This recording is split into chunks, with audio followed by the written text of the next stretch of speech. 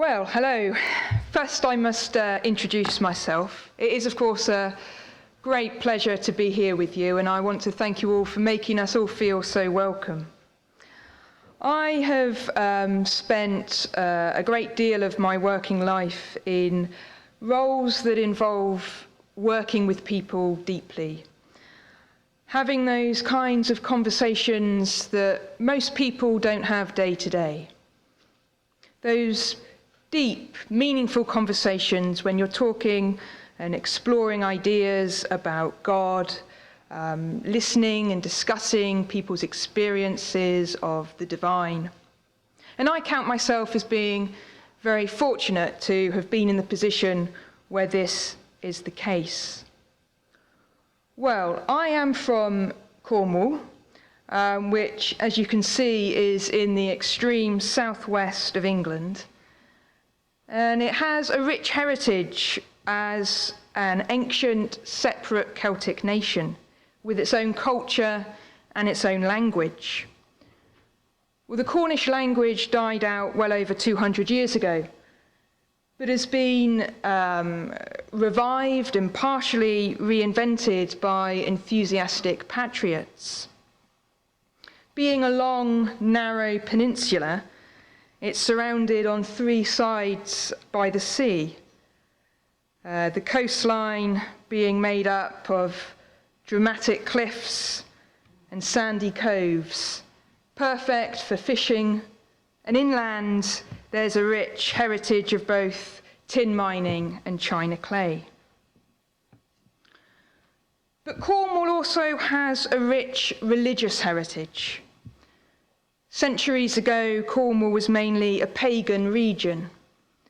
People worshipped nature gods and goddesses. And there are still many surviving sites dotted around the county of pagan rituals. Ancient stone circles, maybe not on such a grand scale as Stonehenge, but nevertheless just as ancient and just as mysterious. But the pagans were persecuted when Christianity came to Cornwall in the 4th or 5th century, at that time still a separate country from England, where Christianity had already been introduced by the Romans. But the pagan stone circles are not the only remains of a rich pagan spiritual history still around today. We can still see paganism's influence on the art of very early Christianity. I consider that the human race is artistic by nature. Crude and even complex drawings dating back to prehistoric times have been found on cave walls, no doubt also a form of communication before the written word. So I guess it was inevitable, right from the early days, Jesus was depicted in both painting and sculpture. But forget those religious icons we're generally familiar with today. The suffering, wounded Christ nailed to the cross, or the battered, broken body of Jesus being delivered into the arms of his grieving mother. The first Jesus in art isn't the bearded, suffering Jesus at all. Instead, he's blonde, boyish, fresh-faced, happy-go-lucky, curly-haired, and handsome. He's young and free. The first Christians weren't looking for a God that would make them feel guilty. That would never have caught on in the pagan Gentile world. They wanted a God that would make them feel good. So, where did this blonde, curly-haired, boy-like figure come from? Well, it was Apollo, the youngest and most handsome of the pagan gods. He was the one who was blonde, unbearded, and curly-haired. He was the God of the sun, and he made you feel good. And that's exactly how they portrayed Jesus. And it actually went further than that. When an old mysterious Christian statue was dug up out of the ground of the catacombs just outside Rome, they thought it represented a woman, probably an unknown goddess, a muse. It was only later realized that this was also an early Christian statue of Jesus. Remember that Jesus was modeled on Apollo. Well, depictions of Apollo could quite easily have been mistaken for a woman. And this was often the case with pagan gods. They could be male or female, and they could even amalgamate the sexes and represent both genders at once. And it was no different with early depictions of Jesus. Just like the statue I mentioned just a moment ago, Jesus was often made to look feminine on purpose. And there was another reason for that. Paganism was full of female goddesses, not just male gods. They had Venus and Diana and Isis. But Christianity believed in one God, the one God who was, of course, masculine. The entire feminine side was missing. So could this feminization of Jesus have been a deliberate attempt by the artist to fill the gap, to provide a feminine side for Christianity? There's a painting in Ravenna in the Arian baptistry, showing the baptism of Jesus in the River Jordan. It shows a soft, feminine, unbearded Jesus, described now as a podgy, delicate Christ with childbearing hips. This is just one example of some of the unexpected imagery of this period. Before this girly Jesus could become fully masculine, grow a beard, and turn into a man, Christianity needed a feminine presence of its own. Again, the early Christians turned to pagan gods and goddesses for their inspiration. And what better model than that of Isis? Isis was the Egyptian goddess of fertility. And more than that, she was actually looked upon as being the mother goddess. It was from Isis that all life originally sprang. No matter who you were, whether you were well-to-do or whether you were poor or whether you were a slave, if you wanted a baby, you prayed to Isis. If you wanted your crops to grow, you prayed to Isis.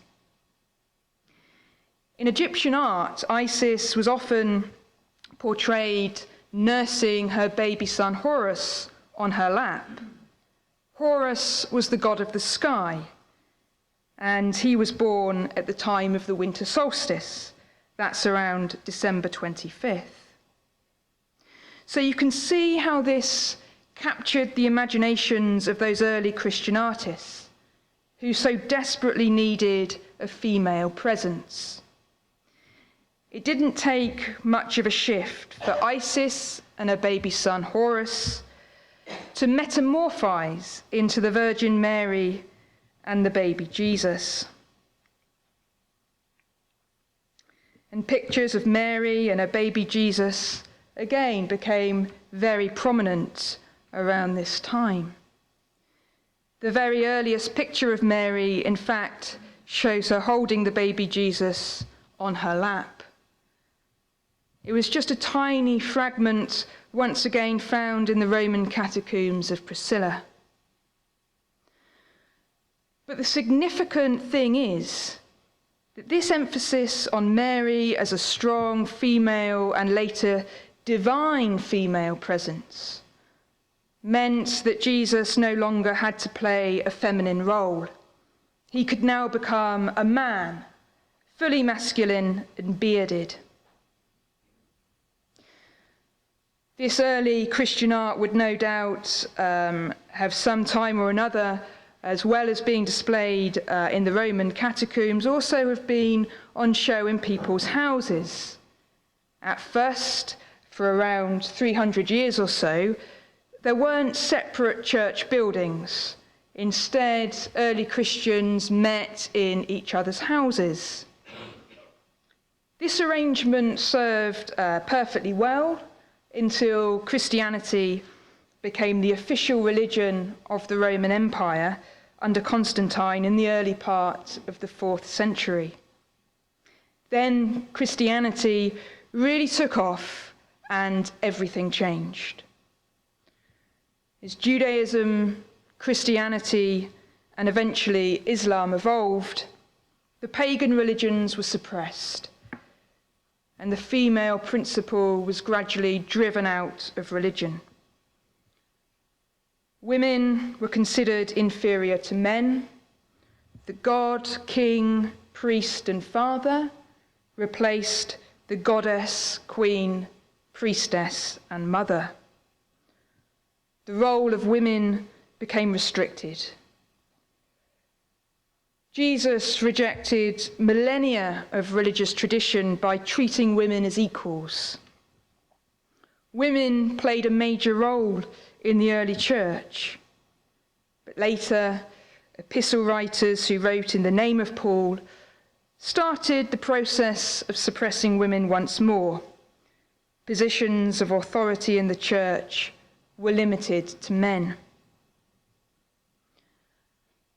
A feminine presence was re-emphasized to Christianity by the Council of Ephesus in the year 431 of this common era, when the Virgin Mary was named Theotokos, Mother of God. But her role was heavily restricted and included none of the fertility components present in pagan religions. But let's go right back to the beginning of humankind. Most researchers currently accept the belief that modern humans originated in Africa around 200,000 to 250,000 years ago. 200,000 years ago, people were burying their dead with flowers. This doesn't necessarily mean that they believed in a god at the time, but it does at least indicate a reverence for life and a remembering for those who lived. Many scientists believe the concept that our Homo sapien ancestors went through a number of changes in their transition from being pre-human to fully human. This separated our distant ancestors from all other animal species in the world.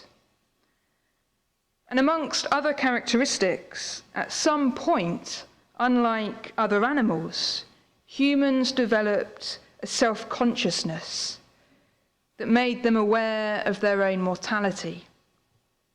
And it's this realization that at some point in the future we will cease to be that makes us both unique as a species and fills us with dread. As Bishop Jack Spong says, it is that human capacity to be fully self-conscious that marks Homo sapiens as different from any other form of life in the natural world. One cannot be human, therefore, without being filled with chronic anxiety. And so they developed a coping mechanism. It would seem that the God idea evolved not only from a respect for the dead and burial rituals, but as a result of an awareness of their own mortality, and also a reverence and respect for nature and natural phenomena. Hence, they worship lots of gods. The sun was a god, the wind was a god, storms were a god, and so on, with human characteristics often transferred to them. And thus began one of the first religions, animism, typically found in hunter-gatherer societies. The hunters had hunting gods, and the gatherers had vegetation goddesses. Fertility in both crops and animals, and even in the tribe itself, was of paramount importance. The female life-giving principle was considered divine and a great mystery. Human anxiety dissipates somewhat when we feel more in control. Our ancestors felt more in control of nature when they could rely on the gods for help. Religion gave them assurance, confidence, and peace of mind. Do you remember the movie Castaway? Tom Hanks's character Chuck was the director of a parcel delivery company, and he was the sole survivor of a plane crash. It crashed into the sea, and eventually he was washed up on a deserted island. And the movie shows how Chuck adapted to his surroundings as the days passed into weeks, the weeks passed into months, and eventually 4 years passed. During the early days, bits and pieces of the plane started washing up on the shore. Also bits of the cargo that the plane was delivering started to wash up, and Chuck made use of some of these bits and pieces. For instance, he used the blades of ice skates as a cutting tool. And eventually a volleyball washed up, and at first Chuck discarded it as being useless.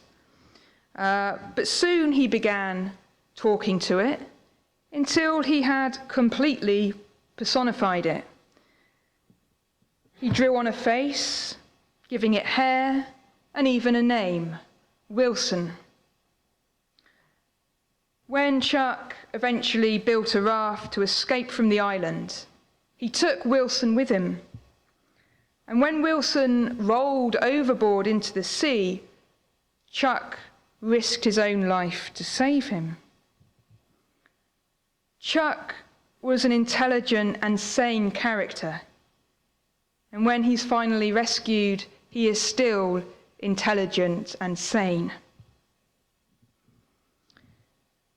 It's not as if the trauma of this experience had sent him into some kind of psychosis or mental illness.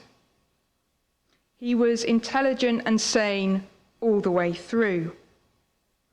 Now, although this was just a movie, nevertheless, I think it's a perfect example of the need we as human beings have of someone or something beyond ourselves. Chuck was cut off and alone from everything he was familiar with. He was frightened for his own survival against the very real dangers of starvation and exposure and the unseen dangers of whatever might be lurking in the undergrowth.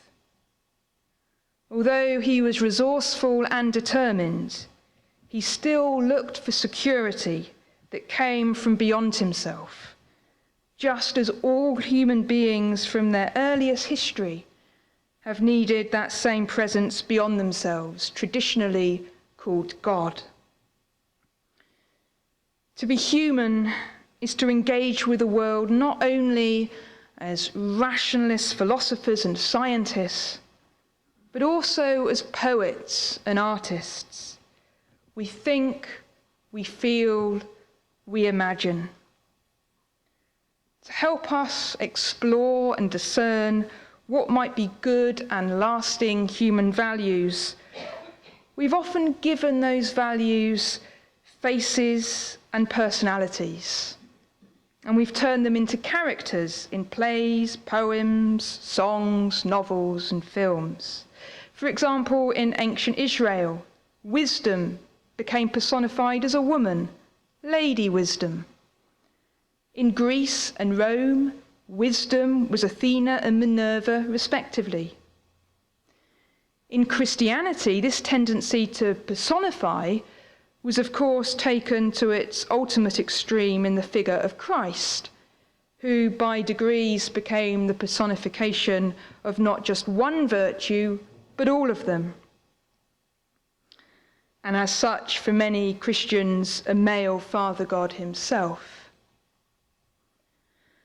Over the centuries, this has become increasingly problematic, as there are millions upon millions of people around the world who really think God is an interventionist and often violently judgmental male person, arbitrarily condemning some to hell and some to paradise in this world and the imagined next.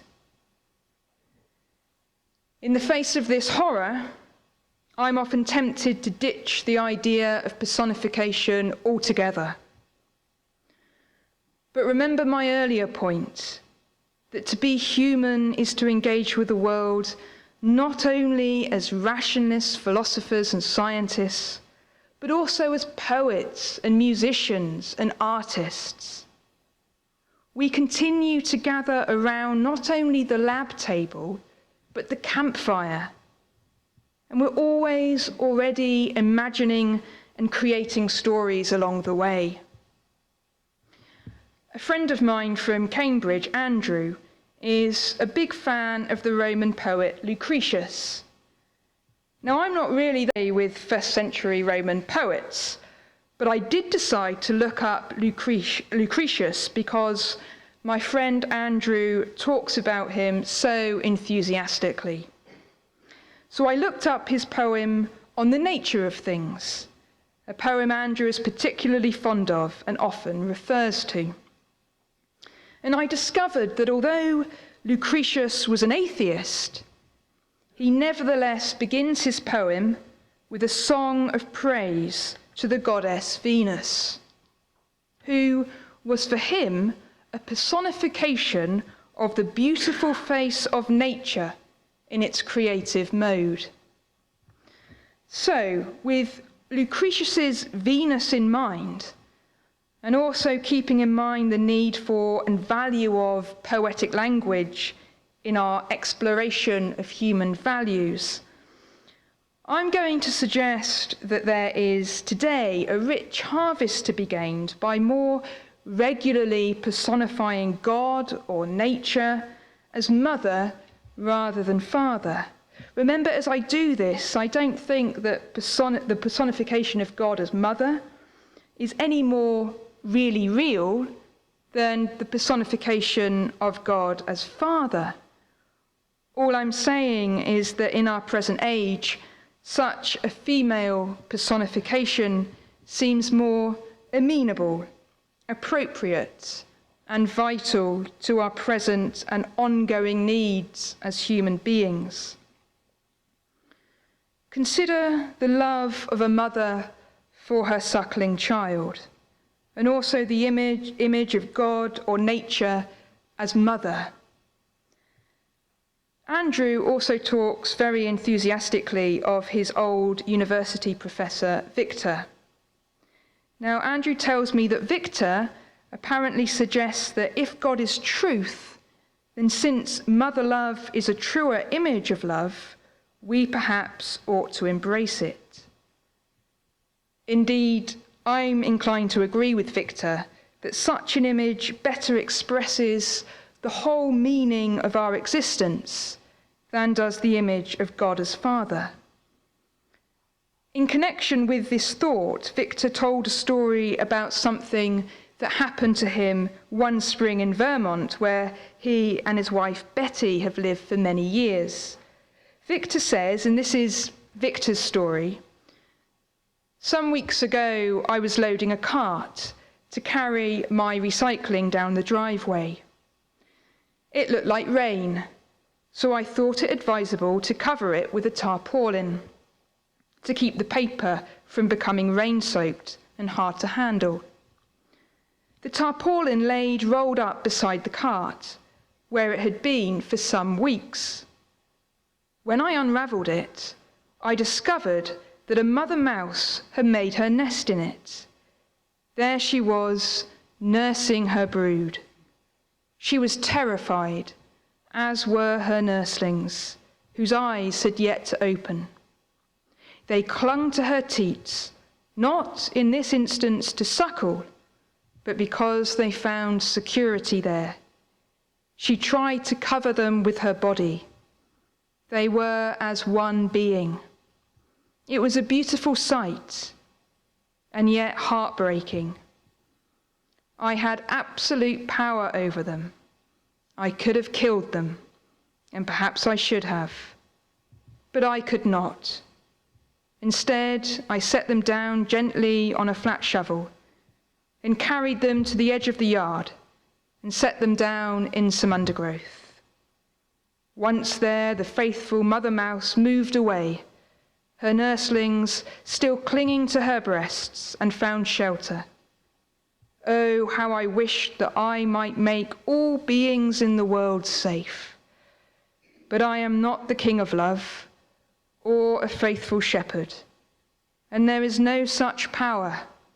There is only mother love all the way down.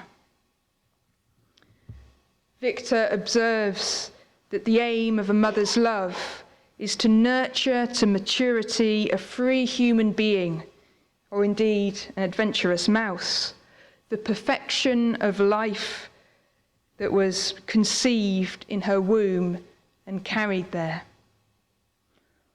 Where does this love come from? The answer given in most churches points, of course, to the personal God of monotheism. But for reasons already touched upon, this is simply not an answer available to me. Victor would answer, as would my friend Andrew, in a Lucretian manner, suggesting that it's in the nature of things to love in this way. In other words, an emergent quality of God or nature is in living creatures, this astonishing thing we know as mothering love. It seems to be graven on the emergent hands of nature itself, as Isaiah once believed it was graven on God's eternal hands. We could then perhaps conclude that although we cannot all be mothers, we can all learn to love like this, tenderly, faithfully, steadfastly, in a way that nourishes, that gives life, that comforts, that seeks to set free, as though we were all mothers to each other. I think Karen Armstrong would agree with this sentiment when in her book, The Case for God, she explains that until the modern period, the major Western monotheisms all concern themselves primarily with practice, with the doing of religion, rather than doctrine. A good Muslim was one who stood alongside and supported the pillars. A good Jew observed the Sabbath and remained committed to the law. And a good Christian embodied the Sermon on the Mount by caring for the marginalized, loving the unlovable, promoting compassion and peace, and sharing God's love. This is what it meant to be religious. Armstrong says, for most of Western history, religion has been primarily a matter of orthopraxy, not orthodoxy. In fact, no doctrine made any sense without participation in the community of faith. No doubt there were certain thoughts or beliefs that mattered and were of extreme importance. However, unlike today, these convictions were never understood as either the core or the purpose of the religious life. My present employment now involves working with the homeless in a hands-on, practical way. As you can imagine, I'm in contact daily with people whose homelessness goes hand in hand with many other issues, such as general poverty, drug and alcohol dependence, mental illness, family breakdown, childhood trauma, neglect and abuse. To me, working with these people is the practice of Christianity in a far more real sense than worship in a church or adherence to a set of beliefs or doctrines. Karen Armstrong suggests that a return to this tradition could make the God symbol relevant once again. And I think we're seeing it already. Look at the Progressive Christianity Network and other organisations growing in number and fervency. The Progressive Christianity Network and others such as Free to Believe, Modern Church, Sea of Faith, and I'm sure you have many in the US, have been an incredible source of support and encouragement to me for several years now. Throughout training and ministry in the Methodist Church of Britain, it was stressed to me that the Methodist Church was a broad and diverse church, encompassing a wide spectrum of theological positions. And whilst the church acknowledges that the progressive worldview is not mainstream, they say it does fall within accepted parameters. Even a theology like mine and John's apparently falls within the parameters of acceptability. However, in practice, this has not been without its problems and difficulties. Most of the members of all Methodist churches across the UK have a traditional and orthodox theology, often never having developed since childhood. And the people that I encountered, the non-church people I encountered in the community, had a caricature idea of what Christianity was all about and what a Christian pastor does and does not believe. And so it was projected onto me by everybody, church and non-church people alike, these orthodox beliefs. But it went even further than this, as one of the more unusual requests I received was from a lay preacher in my church. Now, I don't know what your usual practice is here in the US, but in the UK, generally when somebody dies, the body is removed from the place of death by a funeral director and kept in their chapel of rest, in reality in their refrigerator, until the funeral takes place, usually a week or so later. Well, this lay preacher, let's call him Angus, his mother died, and rather than her body being removed by the local funeral director, Angus wanted to keep her at home in an open coffin on the dining room table. He asked me to go to the house and pray over his mother every day until the funeral. Well, as you can imagine, this, I found it extremely difficult. Because not only did I feel hypocritical and false, I had to pray for this lady's safe passage to heaven and for the forgiveness of her past, unknown to me, certainly, sins. By the fourth day, not only had I run out of things to say, but the lady was looking a very odd colour and smelling a very nasty smell. On the 5th day, I was greeted by the funeral director emerging from the dining room, having flung open the windows and telling me to make it quick. Fortunately, on the 6th day, we finally laid the body to rest with another load of prayers for the dead and the promise of eternal life because she was a believer. It made me want to tear my hair out. Imagine my dismay when ages afterwards, after I had left full-time ministry, I attended a Progressive Christianity Network conference in a completely different part of the country, and there, sitting in front of me, was Angus. Well, I don't think he could have grasped what progressive Christianity was all about, despite being an intelligent guy with a couple of degrees.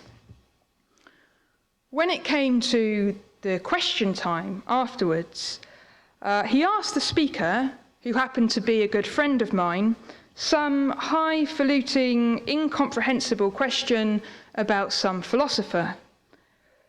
The speaker didn't really understand the question either, but he's an experienced speaker, and so managed to answer a different question entirely.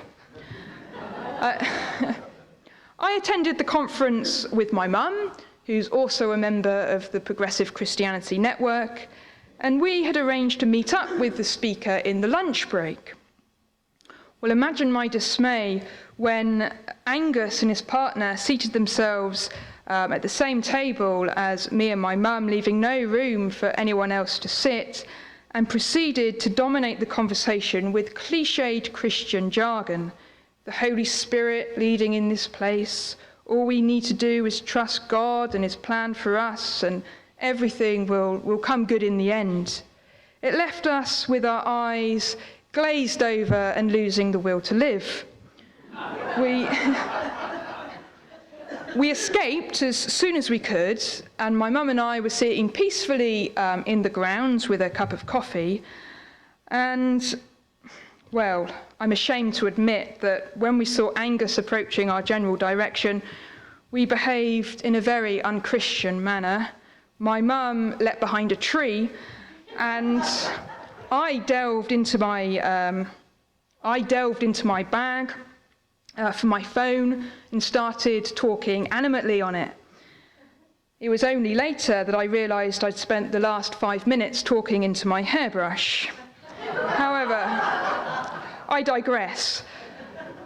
The point I'm trying to make by telling you this story is that although the Methodist Church has said that a progressive theology is acceptable, in reality, at grassroots level, trying to minister or lead a congregation in any Methodist church in the UK, or indeed in any mainstream traditional denomination, it becomes impossible. That's why I feel much more at ease doing the work I do with the homeless and disadvantaged.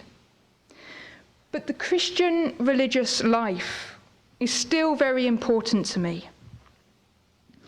Karen Armstrong insists that religion was never supposed to provide the answers to questions that lay within the reach of human reason. Religion and science have different spheres of competence. Armstrong insists that religion's task has always been and should continue to be to help us live creatively, peacefully, and even joyously with the realities for which there are no easy explanations, and problems that we could not solve. Morality, pain, despair, outrage at the injustice and cruelty of life. I found it interesting that so often I've heard people who claim to have no supernatural or religious belief whatsoever often come out with incredible claims. Everything happens for a reason is one of their favourites. It's fate that the house sale fell through because it was meant to be that we would buy this one instead. Why is it that people can't seem to see the contradiction between their claim to have no time for supernatural phenomenon or God or to be religious, and yet still seem to be deeply superstitious? It reminds me of a time I attended a conference run by Pete Rowlands. Now, I don't think Pete's well known over here, but he's an Irish public speaker and writer on postmodern philosophy and spirituality. Now, Pete Rowlands was telling us at this conference about a workshop he'd recently run with a group of card-carrying atheists, Richard Dawkins type stuff. And yet, as an experiment, Pete told them of an ancient tribal tradition, an ancient spell, a curse that used to be performed to strike down children of rival tribes with agonizing symptoms that led to a very slow, painful death. Now, Pete invited anyone present to come up to the front and recite the curse over the name of their own child while stirring a spoon anti-clockwise. Not one of the atheists there would volunteer to get up and recite the curse over the name of their own child. It seems that no matter how scientifically minded we are, how much we consciously reject superstition, and I'm convinced that not one of those card-carrying atheists believed in the power of the curse for 1 minute, yet there is a remnant of fear buried deep in the human psyche, perhaps deep in the subconscious, that still paralyzes us in the fear of the unknown. Going back to what I said about those cliched contradictions that my friends come out with regularly, everything happens for a reason, etc. One of the reasons I think people engage in these things is because, as I said earlier, to be human is to engage with the world not only as rationalists, philosophers and scientists, but also as poets and artists, as myth-making, meaning-making human beings. Remember, we gather around not only the lab table, but the campfire and hearth. So I think many people come out with these things, as most people now, in the West at least, have no religious language to be able to articulate their myth-making, meaning-making side of their humanity. Because they've rejected religion due to post-Enlightenment's portrayal of it as being a system of beliefs that you've got to sort of cognitively assent to, and most of these propositions are unbelievable to the modern mind. Often religion strikes people in the West today as about believing 6 impossible things before breakfast, or as Spong says, doing mental gymnastics and contorting your mind into a 4th century pretzel. So I think this leaves a hole, it leaves a gap, that the myth-making, meaning-making side of human beings are left to fill. They can't fill it with science, because as we've said earlier, that's a different part of our humanity. Religion and science have different spheres of competence. Religion was never supposed to provide the answers to questions that lay in each of human reason. Karen Armstrong points out that, as for scientists, they can explain a tremendous amount, but they can't talk about meaning so much. If your child dies, yes, you want a scientific explanation as to what's happened, but you need something else as well. If you witness a natural catastrophe, a hurricane or cyclone, yes, you want to have a scientific explanation about how and why this has happened. But that's not all human beings need we are beings who fall very easily into despair because we're meaning-seeking creatures. And if things don't add up, well, we can become crippled by our own despondency. And religion uses devices of ritual, mystery, drama, dance, and meditation in order to enable us better to cope with the veil of tears in which we find ourselves. Religion, therefore, is properly a matter of practice and may be compared with art or music.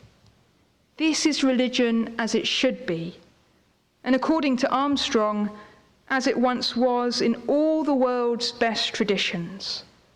But alas, we fall victim to the folly of intellectualizing the practice. This makes it into a matter of belief, argument, and ultimately dogma. Words such as God have to be seen as symbols, not names. But any word falls short of describing what it symbolizes and will always be inadequate, contradictory, metaphorical, allegorical.